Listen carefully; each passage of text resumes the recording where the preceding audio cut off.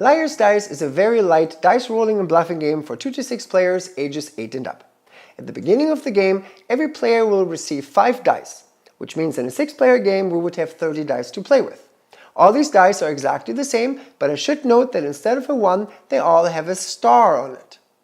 At the beginning of a round, all the players simultaneously roll their dice in their cups and secretly look at the results of their die roll. Starting with the starting player, that player now has to make a statement that there is at least X number of dice on the table with a certain number. I, for example, might say, I believe there is at least 7 threes on the table currently. The player to my left now has 2 choices. Either she can call me on my statement and say that isn't true, or she has to raise the stakes. She can raise the stakes in 2 ways.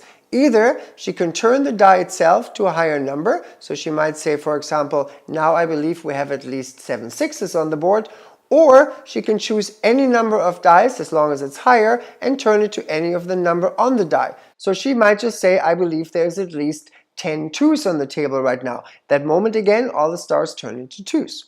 Alternatively, she can also just say there's at least X many stars on the table. Stars have their own little spaces. As we're choosing a number, any of the stars that are currently on the table now become that number. So coming back to my example, if I said that there were 7 threes, any star right now becomes a 3. Eventually, a player will make such a ridiculous statement that the next player doesn't believe anymore. So, in future rounds, if I, for example, say there's at least 18 sixes on the table, my player to my left might just not believe me and she might call me on it.